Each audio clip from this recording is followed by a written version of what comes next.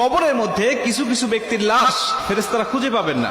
ফেরেশতারা কবরে আসবেন, আসার পরে দেখবেন যে কিছুক্ষণ আগে যে মাইয়াতকে দাফন করা হলো সে মাইয়াতের লাশ কবরের মধ্যে খুঁজে পাচ্ছেন না। আল্লাহ রাসূল সাল্লাল্লাহু আলাইহি সাল্লাম বলেন, বুখারীর বর্ণনায় আসছে যে মাইয়াতকে যখন দাফন করে আত্মীয় স্বজনরা চলে যায়, 40 কদম দূরে যাওয়ার পরেই তার কবরে ফেরেশতার আগমন হয়। দুইজন ফেরেশতা তার কবরে আসে।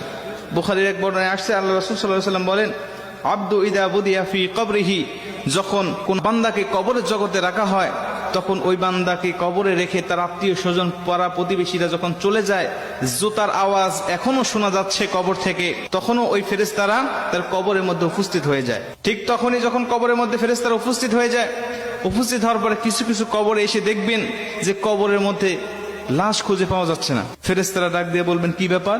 কিছুক্ষণ আগে একজন ব্যক্তির লাশ রাখা হলো, লাশটা গেল কোথায়? তারা তাকিয়ে দেখে যে বিশাল আকৃতির একটা পাখি কবরের মধ্যে শুয়ে আছে বা দাঁড়িয়ে আছে বা বসে আছে। পাখিকে উদ্দেশ্য করে ফেরেশতারা ডাক দিয়ে বলেন, পাখি, একটু আগে অমুকের সন্তান অমুক নামে একটা মাইয়াতকে এই কবরে রেখে গিয়েছে, ফুলান ইবনে ফুলান, অমুকের সন্তান অমুক এই কবরের মধ্যে শায়িত করা হয়েছে, সেই লাশটি গেল কোথায়? তুমি কি দেখেছো? পাখিটি ডাক দিয়ে বলবেন, হ্যাঁ আমি দেখেছি। কোথায়? বললেন, সে আমার ডানার তলে ঘুমাচ্ছে, আরামের ঘুম, প্রশান্তির ঘুম দিয়েছে, আমি তাকে কবর থেকে জাগ্রত করব না।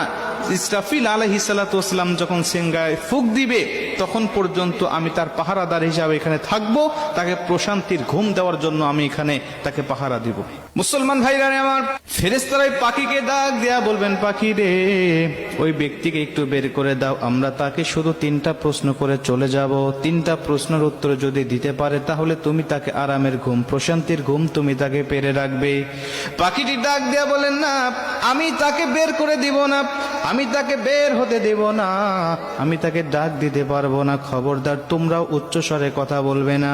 বান্দা বড় ক্লান্ত শ্রান্ত শরীর নিয়ে, দেহ নিয়ে দুনিয়াতে আল্লাহর ইবাদত বন্দেগী করে এসেছে, আমি তাকে প্রশান্তির ঘুম পাড়িয়েছি, এই ঘুম থেকে আমি তাকে জাগনা করতে পারবো না।